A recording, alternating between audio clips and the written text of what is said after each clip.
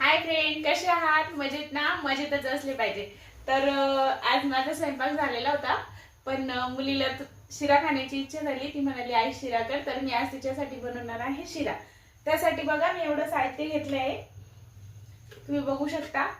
रवा घेतला आहे वाटी भरून, त्यानंतर तेवढीच साखर घेतली आहे, थोडीशी जास्त घेतली त्यापेक्षा. नंतर तूप होतं, तूप संपलं होतं तर तेल घेतलं होतं. यानंतर मी बदाम घेतले आणि खोबरा घेतलाय थोडासा, तुम्ही किसून पण घेऊ शकता. मी थोडेसे असे जाडसर तुकडे ठेवले. त्यानंतर मी घेतलंय दूध, कारण तिला पाण्याऐवजी दुधाचा शिरा खूप आवडतो. तर आता मी सर्वप्रथम रवा हा भाजून घेणार आहे.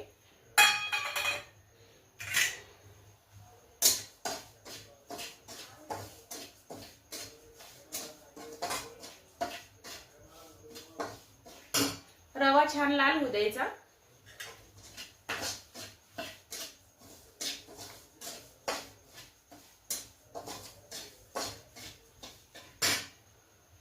बघा छान असा रवा भाजून घ्यायचा लाल होईपर्यंत. तर छान तुम्ही तेल घेतलं असेल तर तेल टाकायचं, तुम्हाला तुपात आवडत असेल तर तुपामध्ये टाकून रवा छान लाल होऊ द्यायचा. काळा नाही हा, फक्त लालच होऊ द्यायचा. बघा आता रवा छान असा लालसर झालेला आहे.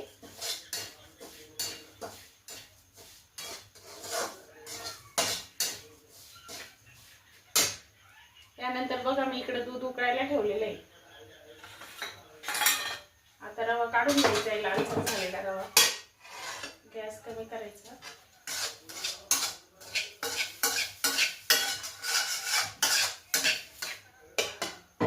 थोडा राहिला होता.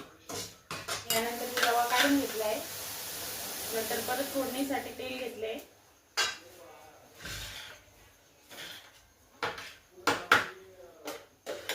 तेल गरम झाले. यानंतर मी त्यात टाकणार आहे खोबरं.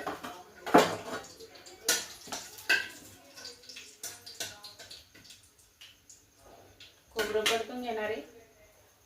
तोपर्यंत मी इकडे दूध ठेवले. दूध पण चांगलं असं उकळलेलं आहे. बघा खोबरं लाल होऊ द्यायचं, थोडस लालसरच होऊ द्यायचं, जास्त नाही. यानंतर मी त्यात बदामही घालत आहे.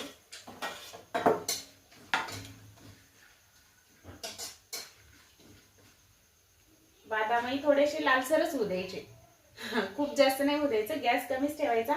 कमी गॅस ठेवला की लालसरपणा येतो, काळसरपणा येत नाही, जेणेकरून जळत नाही आणि आपल्याला हवा तसाच कलर ठेवता येतो. बघा यानंतर मी परत रवा त्यात सोडणार आहे.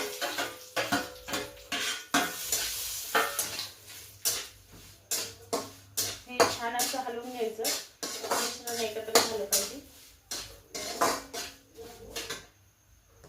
रवा तर झालेलाच होता आपला. आता हे जे काही दूध होतं आपलं गरम केलेलं, ते दूध मी आता त्याच्यामध्ये सोडणार आहे.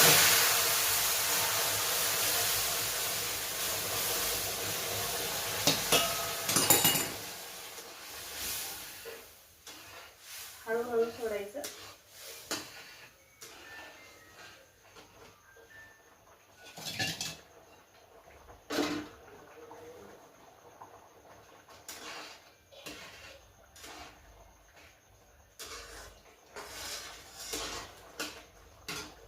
थोडी इलायची होती ती पण टाकून घ्यायची. इलायची बारीक कुटून टाकायची. ते मला परतायचं लक्ष नाही राहिलं, तेव्हा पण चालते. किंवा रवा असा थोडासा कोरडा झाल्यानंतर इलायची टाकली तरी चालते.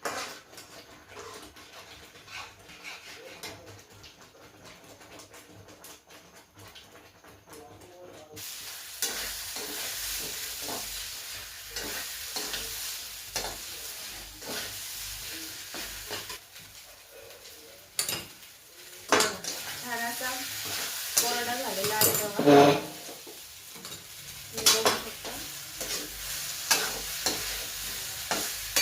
थोडं दूध आटलं, कोरडा झाला की आपण त्याच्यामध्ये साखर घालायची.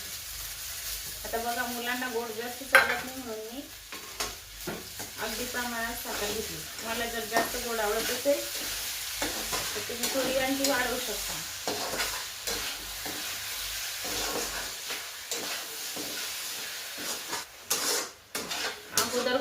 होऊ द्यायचा, नंतर साखर घालायची, जेणेकरून आपण साखर टाकल्यानंतर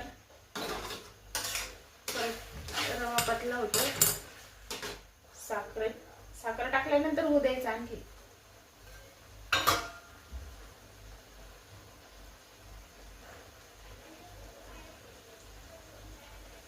मात्र हलवत राहायचं साखर.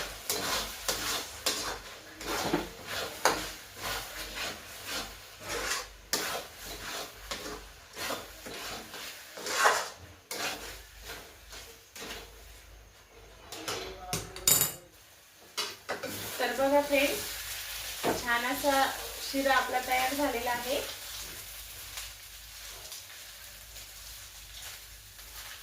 बघा किती छान शिरा रेडी झालेला आहे.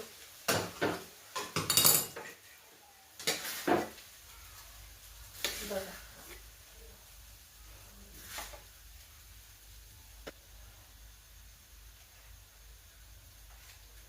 बघा किती छान असा शिरा तयार झालेला आहे.